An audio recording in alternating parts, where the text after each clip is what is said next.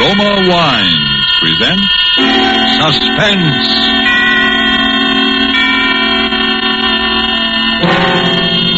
Roma Wines, made in California for enjoyment throughout the world. Salud. Your health, senor. Roma Wines toast the world. The wine for your table is Roma Wine, made in California for enjoyment throughout the world. This is the man in black, here for the Roma Wine Company of Fresno, California, to introduce this weekly half hour of Suspense. Tonight from Hollywood, Roma Wines bring you Mr. Sonny Tufts in a suspense play that tells of a murder in Boston and of perilous adventure in Vermont's snow-covered hills. And so with Cat and Mouse, and with the performance of Sonny Tufts as John Guthrie, an engineer, we again hope to keep you in suspense.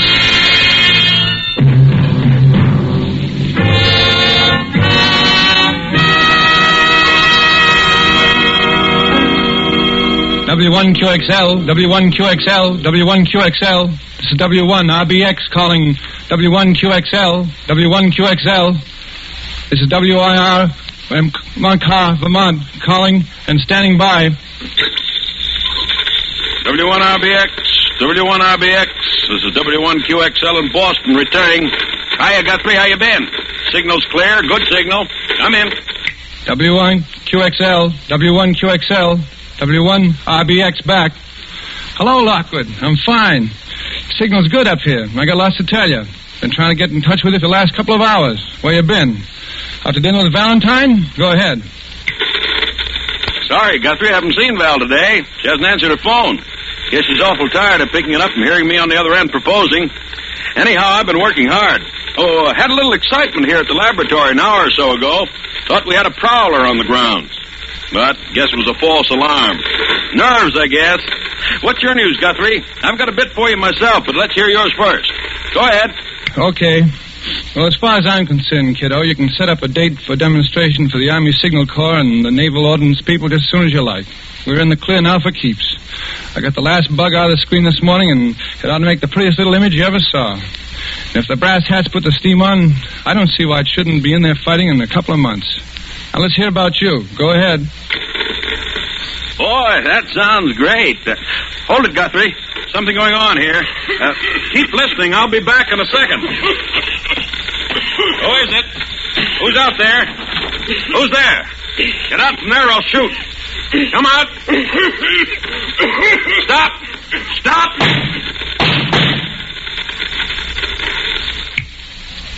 What is it, Lockwood? Howard, what's the shooting? Is that you coughing? Lockwood, is that you? Go ahead. Hello. Hello, Guthrie. I saw him that time. Almost got him with my rifle. Wonder what that guy can want. Well, I know one thing he's got, and that's a sore throat. Boy, did you hear that cough? Go ahead. I'm worried, Lockwood. Somebody must be getting wise to what we've got. We'd better arrange for more protection around the lab. Well, you've heard my say of it. How are you getting on with the blueprints? Go ahead.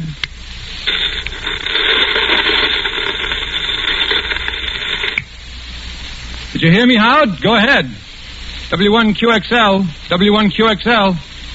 What's happened? Come back in. Go ahead. Hello. This is W1QXL. I'm going away. I'm going skiing.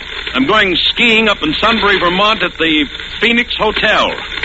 The Phoenix. Have you got that, Frank? Frank?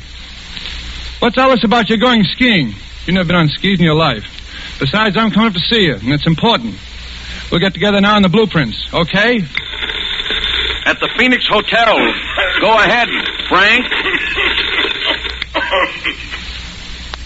What's this gag calling me Frank? What's going on? I hear voices behind you. Sounds like interference. You all right? I say, are you all right? I'm leaving here for Boston in the morning. I'll bring the whole works. No, don't. And don't contact Val. If anything happens to me, the man with the cough. The man with the cough. The cough. Lockwood, what's up? You still there? Come in, Lockwood. Lockwood, come in. Lockwood, go ahead.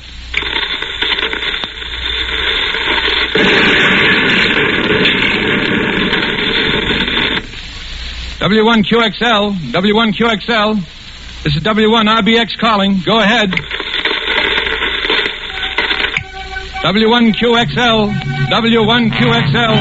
This is W1RBX. Go ahead.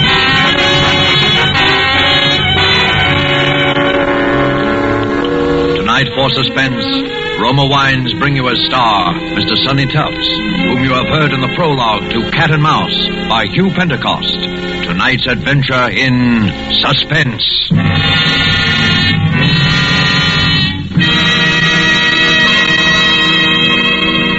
While the play's scene changes, let me describe another scene that might even now be taking place in the handsome cafe of the Hotel Nacional de Cuba in Havana. An American visitor has remarked to his Cuban host what great enjoyment the Cuban music and the dancing gives him. Gracefully, the Cuban host returns the compliment, saying, "But your United States makes us a gift that gives great pleasure on many occasions. Your superb wine from the choice wine districts of your California, your Roma wine." Yes, for a wine to give great enjoyment, it must have greatness of character, and it's this that has spread the fame of Roma wines to other lands. Why, otherwise, would these countries import Roma wines to be enjoyed as a rare luxury? How fortunate, then, are you who can enjoy any of the Roma wine's many different delicious wine types whenever you choose without additional charge for import duty, with no high shipping costs added to your small cost for Roma wines. Yet here is a quality so high it has won international recognition. Quality coupled with cost so modest that Roma wines are America's largest selling wines. Why not make your own taste test of these good Roma wines and discover for yourself the fine wine qualities acclaimed by wine experts of many lands? I'll spell out the name for you. R-O-M-A. Roma wines, made in California for enjoyment throughout the world. And now it is with pleasure that we bring back to our soundstage our star, Sonny Tufts, as Engineer John Guthrie in Cat and Mouse, a tale well calculated to keep you in suspense.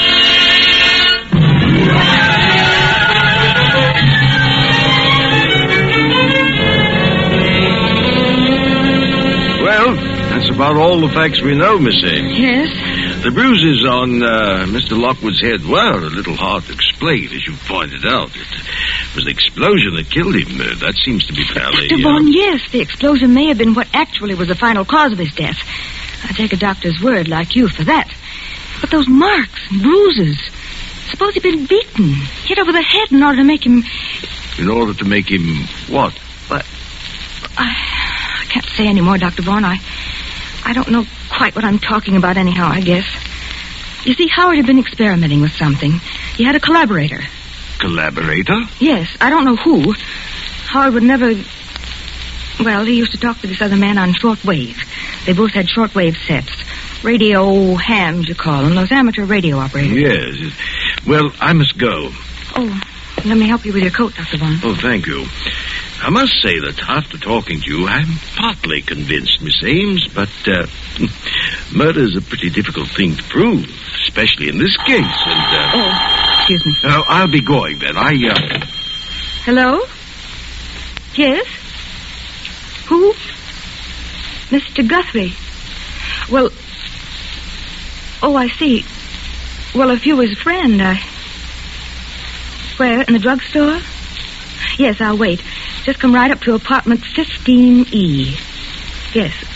Goodbye. Thank you again for your trouble, Dr. Vaughn. Well, please feel that you can call... Oh, I'll get you some water. No, don't bother.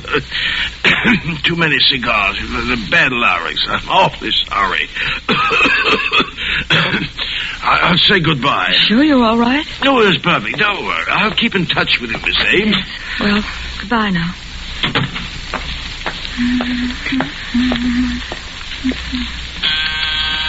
Oh, just a minute.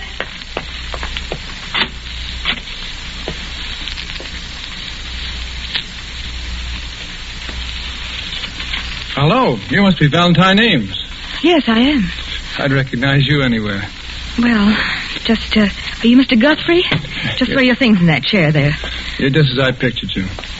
Lockwood spoke of you so often. Howard spoke of me? To you? You were engaged to be married, weren't you? No, I was fond of him, but never that way. He told me, that is, he said... Then you were his collaborator. Oh, please, Mr. Guthrie, you can trust me. I need help. They all say his death was an accident. The coroner, the newspapers, the police. But I know it wasn't. How do they say it happened? An explosion in his laboratory. Chemicals he was using in his experiments. Nonsense, explosion. There wasn't anything more explosive in Lockwood's lab than a package of matches. Then you were his collaborator. Oh, please, trust me. Lockwood was murdered. I know it. You think so, too, then? Yes. Well, then our job is to prove he was murdered. No, I'm sorry, Val. There's something more important that comes first. When they killed Lockwood, they stole half of our... well... Your invention? But half an invention is worthless. But I have the other half. In other words... Yeah. I'm next. We can count on that. But they don't know who you are. Maybe not yet. That was why Lockwood kept calling me Frank when he was talking to me near the end. He didn't want to give my name away to them. And you've no idea who they are? Just something we could start on? It was just one thing. That night, the night he was killed... We were talking the shortwave, and he'd been bothered by a prowler. He spoke of it. Well, I even heard the fellow in the air. He was... Oh, that phone. Excuse me a second. Hello? Yes? Oh, Dr. Borbert. Yes, it's nice of you to call me back, and thank you so much for sending Dr. Vaughn to see me. He certainly is... Dr. Vaughn? But you sent him to see me about Dr. Lockwood. About... Dr. Edwin Vaughn? You're positive? I see. Well, thank you anyway. Bye. What's up? Well, someone just before you came, and Dr. Edwin Vaughn said he was with the coroner's office. Called on me. And the coroner's office never heard of him. Is that it? Never. Uh-huh. Well, who was he? I mean, what did he look like? Would you recognize him if you saw him again? Well, he was just a middle-aged fellow. Poor man had a terribly bad cough, one of the really hacking coughs. A cough? Yes. It's the same one. He came to Howard's lab the night of the killing. I heard him. You're sure? Positive. You see, it fits. He was looking for me. Figured I'd come here to see you. He wants my half an invention. Well, Val, they need what I've got, and I've got to get back what they've stolen, so... Where are you going? Skiing. What? I'm going back to Vermont to go skiing. I'll send you a card from the Phoenix Hotel.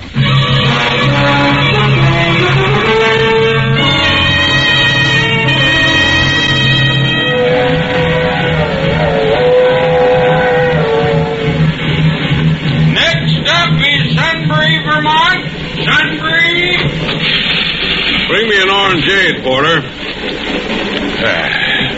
Well, hello. You're new up here. Beg your pardon? You're going to the Phoenix Hotel, of course. Get so you know a skiing fan when you see one. I know most all the Phoenix crowd. This must be your first trip to the Phoenix, huh? Yeah, it is. Name's O'Brien. John Guthrie. Excuse me. Do they serve drinks in this lounge car? Yes, they do. Yeah, you're new, too. Well, yes, I've only been in the States a few weeks. Oh, no. I mean new to our weekend skiing contingent. Skiing contingent? Yeah. Oh, yes. I'm O'Brien. This is Mr. Guthrie. What'd you say your name was? Well, I'm... Thanks, Porter, thanks. And bring me a couple more cigars, will you? Here, take one of mine while you're waiting, Mr. O'Brien. Oh, thank you. Now, that's what I like about the Phoenix crowd. They're sociable. Everybody pals with everybody else. Sounds very pleasant. Yes, I suppose so. Well, well, anyway, you wait. By Monday, everyone in the place will be calling you by your first name. Oh, really? Well, I guess I'd better be getting back to my compartment. Very happy to have met you, gentlemen. See you later. Weird duck. Unsociable like. Now, I always say, you take a fellow that won't mix. Be quiet a minute. What's the matter with you, Mr. Guthrie? You look like you'd seen a ghost.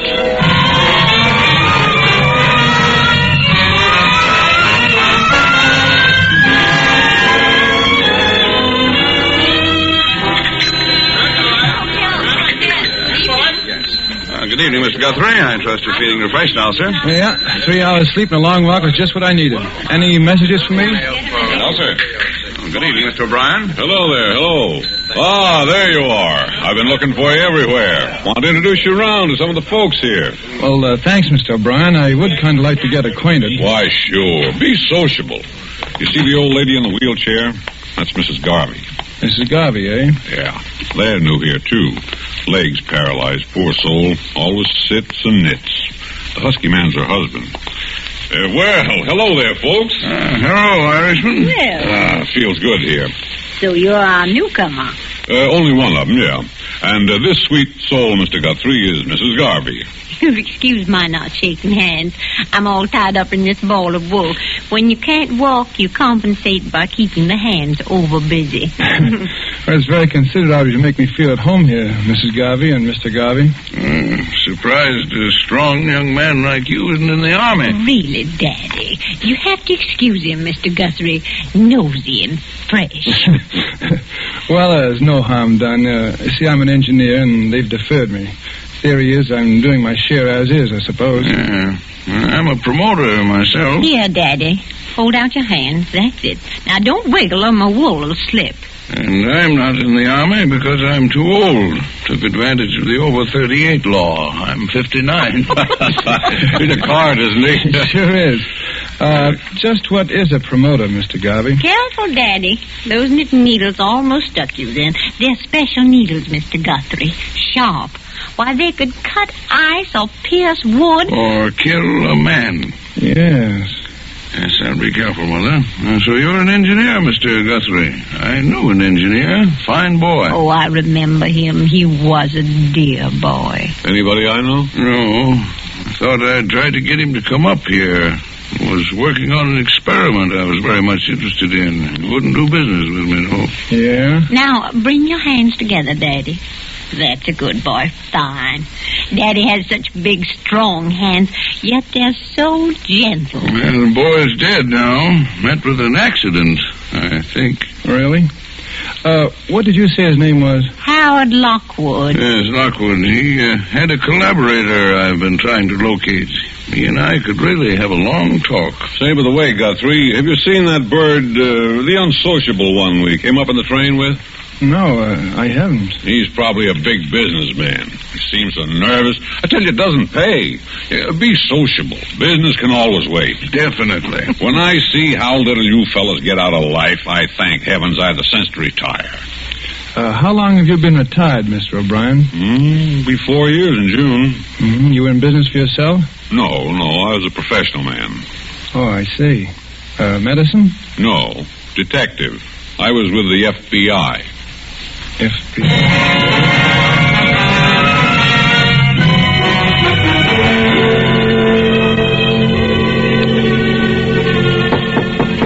Come in.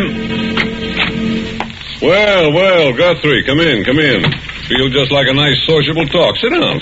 Mr. O'Brien, I'm in trouble and I need expert help, and you were an FBI man. You can help me. Uh-oh. I was afraid of that. I'm sorry, Guthrie. I'm retired. Too old for the game. You get a hold of the Boston office. They'll get someone up to help you in a jiffy. Call Jack Porter. He's in charge now. Mention my name. But there's no time now. You see, Boston is 6 hours from here. I need help right now. Oh, take it easy, boy. Relax. I suppose you're another engineer with some gadget that's going to win the war. That's a familiar one. Mr. O'Brien, this is serious. There's a murder in this hotel, and if I don't get him, he'll get me. Now, take it easy. If you'll just give me a hand. You know, I felt there was something going on here this weekend. Things weren't sociable like they usually are. What have you noticed? Nothing in particular. Just people seemed to act funny. You take that Garvey and his old wife, and that bird with a cough that came up on the train with us. What's he up to, eating his meals in his room? Look, will you help me, Mr. O'Brien? I do have an invention, as it happens, and... Oh, excuse me a minute. Hello? Mr. Guthrie? Yes, he's here. The gentleman in 421. Right now. Very well. Goodbye. It's for you. Party in 421 wants you to step in and see him. That's him. That fake Dr. Vaughn. Well, this is it. And you refuse to help. Oh, now, look, I'd like to, I guess, but after all... All right, O'Brien, but look, just this. 421 is right down the hall. And if I'm not back in 10 minutes, will you knock on the door? Oh, that much I'll do for you. Val. Valentine, what are you doing here? We agreed to shoot. Oh, John. Open your door quickly before we're seen together. Look, Val, I've got something important to do. Wait in my room for me. If I can only find a key. The door's open. That's funny. I locked it. Look. The room's been searched. My papers, the pillows, my trunk. Oh, John, they know you. Where is it? You didn't bring the blueprints with you here. I'm not that dumb. Well, it's gone. What? My gun. Oh, John, I'm afraid. I feel as if I'd known you for a long time. My dear. Well, you know I love you, don't you? John, we shouldn't talk about that now. But, you see, I've been in love with what I think you are. I've only known you for 2 days, and... What are you trying to ask me, John? Why you came when we agreed that you shouldn't. Because I was afraid that you... And why I find you hiding near my door and find the door unlocked. And I had locked it only 10 minutes ago, and then I come into my room and I find this. Oh, John, don't. Please don't. I came because I wanted to help you. I felt that if you were in danger, it wasn't right for me to stay home, safe, not knowing. Yeah. I'm sorry, Val. I trust you. Look, stay here. I'm going down the hall. Somebody's waiting. Oh, don't go, John. Don't, please. I'm afraid for you. You got a gun, Val? Yes, I thought I might need it. Now, give it to me. Now, kiss me. Oh, John, Wait here. If I'm not back in 10 minutes, get the police. Where are you going? Room 421. To talk to a man about his cough. I'm going with you. This is his room. I'm going in with you. You're staying outside. Step back. Don't let him see you. Open up. His door's open, too. There on the rug, the body. Dr. Vaughn, he's dead. Look at the gun. He's holding it. He killed himself. You mean he's supposed to look as if he killed himself? He was shot in the back of the head. A bit too neat. What do you mean? That gun in his hand. It's mine. Then if he wasn't the murderer, who was he? Oh, John, the gun. They'll think that you... Shh. Take it easy. That gun may come in handy. Come in. Well. Oh, Brian, look here. What? This gun's mine. It's a plot to frame me. What? That's not your killer, Guthrie. That's Hilary Lawrence of Scotland Yard. Assigned to this case because his government, like ours, is keenly interested in your invention. I should have listened to you before, Guthrie. You know about it then? I checked. Called FBI office in Boston. Talked to Porter. Yes, your Dr. Vaughan was Hilary Lawrence of Scotland Yard. He was the one you heard in Lockwood's lab the night he was killed. He must have got a little too close in the tail of the real killers. Mr. Garvey was... Well, I really don't know enough to talk. I better shut my big mouth. But I think I know. You know the killer? No, but I have no proof. Without proof, Guthrie, you'll be held for the murder of Lawrence. That's obvious. We've got to get our other evidence before someone finds the body. Yeah. You know, there must be a hideout around here they operate from. There's a cabin about a mile to the left from the top of the ski jump.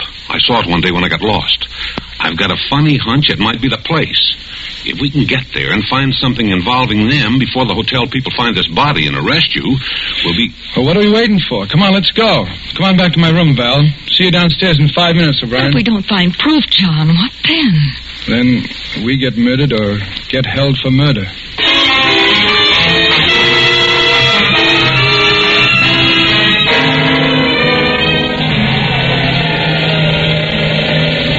The cabin's dark. Yeah, one of these keys must fit. That one does it. Softly now. Mr. Guthrie, I'll take Miss Ames's gun. You're too impulsive. Thanks. Well, there's no one here. Draw the shade, please. I better keep a lookout on the road. Someone may come. That's a good idea. Now, this is what I call a real sociable evening. Look, a note. And it's addressed to me. Well, we're in the right place then. Read it. Guthrie, 200,000 in cash for your blueprints, and you can get the cash first, wherever you designate, with no questions asked as to what government gets them. Why those... Calmly, my boy. You don't have the prints here, do you? No, they're in a safety vault in my name in San Francisco. What's that there, that panel? It's a radio rig, sending and receiving. Someone's coming. Who? Quick, turn off that light. Sneak a look, John, here through the window. It's Garvey, and he's alone. Alone? Are you sure? Where'd he put that wife of his? Take another look. He's alone, all right. I knew she was a phony. She does too much knitting. I wonder where she is. All right, Miss Ames, out you go, quickly. Get to the foot of the road before he does. It's your car, understand me. You're lost, looking for a way back to the Phoenix. Delay him from coming in here. I'll go outside. You search the place, O'Brien, with Val. No, let the girl go. Her best weapon is her charm. Hurry now. Stall him as long as you can. Good luck. Don't worry. I can see them from here. Look at it. Short wave. Yeah. With this outfit, Garvey could hear Lockwood and me talking over our work. Yeah. Pretty clever operator, I'd say. Can you see Val? Yeah. She's getting near him now. Brave girl, that one. The best. There she is. He's seen her. Let me have a look. See them? Over my finger, between that row of trees. Yeah, she's talking to Garvey now. She'll stall him. Yeah. Hey, come on, O'Brien. Let's start searching his Wait a minute. Look, they're coming this way. The two of them. Well, I should have known. Val? Oh, no, it can't be. Sorry, Guthrie, but you're seeing right. The girl's with Garvey. But she loves me. I know it. She's honest. I swear it. They're coming up the path. You stand behind the door. I'll stand up on the balcony and cover them from behind with a gun. You all set, Guthrie? All set. You spring out on them as they close the door, and I'll cover you from here. Val, Garvey, duck. He's got the gun. Above. Oh, my arm. O'Brien. All of you reach. Don't stoop for that gun, Guthrie. Up with your arms. 3 of you are going to join the late Mr. Lockwood. The girl and Mr. Garvey of the FBI who poked his nose in a book too far. You're out of your mind, O'Brien. What will you get by killing us? I've got the information you want, and if I'm dead, you'll never get it. I'm fighting for my life now, not your invention. With you three out of the way, I've got a chance. A fire in this lovely cabin will do the job nicely. Now get into that closet, all of you. Get started. You're missing one, O'Brien. My wife. I'm not worrying about that old... Drop your gun, Mr. O'Brien. That point you feel in your back is my knitting needle. Drop it. Remember, it can crack ice, pierce wood, or kill a man. Okay, Mrs. Garvey. Certainly nice to see you again. Nice job, Guthrie. You tipped us off just in time. Sit down, Mother. You look tired. You must be standing behind the kitchen door for an hour. Look here. Just be quiet, Mr. O'Brien. Formerly of the FBI. Kicked out for improper conduct, he was. The service has had its eye on you ever since, my friend. Yeah, you see, you made a slight error, O'Brien, when you said you'd call the porter of the Boston FBI office. The outgoing lines from the hotel have been out of order since 5 o'clock. Oh, your arm, Daddy. Here, let me bandage it. You better get going and have it looked after. Oh, it's bleeding. I think I'm going to faint. Faint ahead, Val. I got a pair of arms that aren't doing a thing.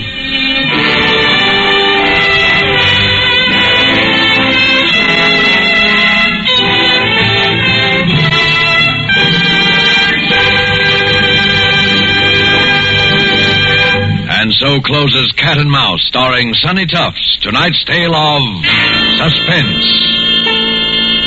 Mr. Tufts appeared through the courtesy of Paramount Pictures and will soon be seen in the Paramount picture, I Love a Soldier. Few spots in the globe boast the unique and perfect combination of nature's gifts, which makes possible truly good wine. Wine which the whole world can enjoy. But wine experts will tell you that among these fortunate spots, none can surpass the vineyards of our own California. From these renowned California vineyards come Roma wines. Wines so perfect in flavor, so delightful, that they are enjoyed in many countries of the world. To us in America, Roma wines are an everyday treat, for we may buy them at an astonishingly low price, since we pay no import duties or expensive shipping costs. Do you enjoy a delicious tangy sherry? Well, tomorrow treat yourself to a glass of Roma California sherry. We're sure you will agree that you have never tasted finer. With your first sip, you'll understand why Roma wines are America's largest selling wines. I'll repeat the name, R-O-M-A, Roma wine. Tomorrow, ask your dealer for your favorite type of Roma wine. Made in California for enjoyment throughout the world. This is Sonny Tufts, and I hope you enjoyed our suspense play this evening. I know I had a good time. I'm looking forward to next week's show, and I know you must be, when that remarkable actress, the Academy Award winner, Madame Katina Paxino, will be the star of Suspense. Suspense is produced and directed by William Spear. Next Thursday, same time, you will hear Katina Paxino in Suspense. Presented by Roma Wine. Made in California for enjoyment throughout the world.